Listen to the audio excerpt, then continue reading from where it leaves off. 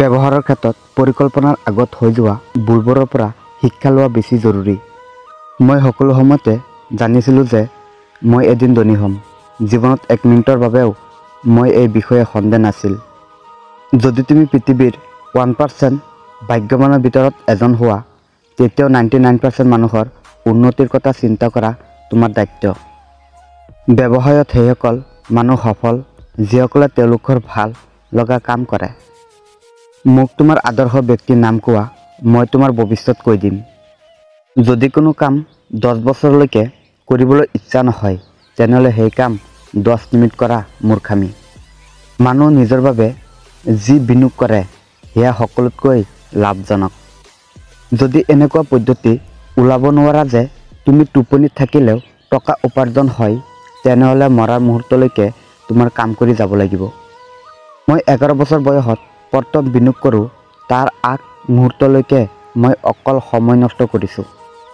যদি তুমি প্ৰয়োজনীয় বস্তু ক্ৰয় কৰি থাকা, তেনেহ'লে অতি সোনকালে তোমাৰ প্ৰয়োজনীয় বস্তুবোৰ বিক্ৰী কৰিব লাগিব।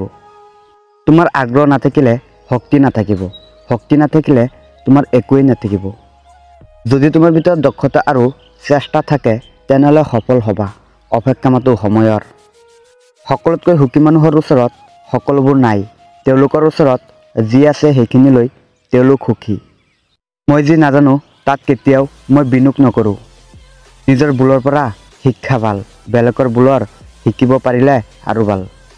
মোৰ জীৱনৰ সকলোতকৈ ভাল কামটো আছিল সঠিক মানুহৰ আদৰ্শ হিচাপে বাছি উলিওৱা। এনেকুৱা বন্ধু বাছনি কৰা যিসকলে তোমালৈ সকলো বিষয়ে ভাল, তেনেহ'লে তুমি এদিন সফল হ'বা। যদি তুমি তোমাৰ ব্যৱহাৰ দুৰ্বলতাৰ বিষয়ে জানা, তেনেহ'লে ভয় নাই, আৰু যদি নাজানা তেতিয়াহ'লে বহুত বিপদ আছে। তোমাৰ চেষ্টা আৰু প্ৰতিভা যিমানেই নহওক কিয়, কিছুমান বিষয়ে সফল হ'বলৈ সময় লাগে।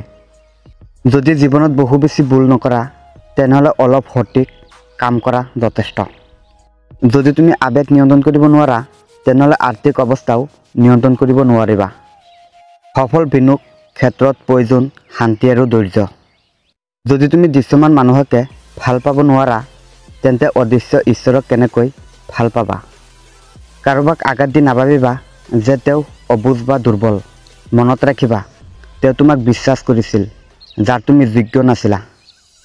আপুনি যদি মানুহক বিশ্বাস কৰিব বিচাৰে, তেনেহ'লে ভাল পোৱাৰ সময় নাপাব। আনন্দই প্ৰাৰ্থনা, আনন্দই শক্তি, আনন্দই ভালপোৱা।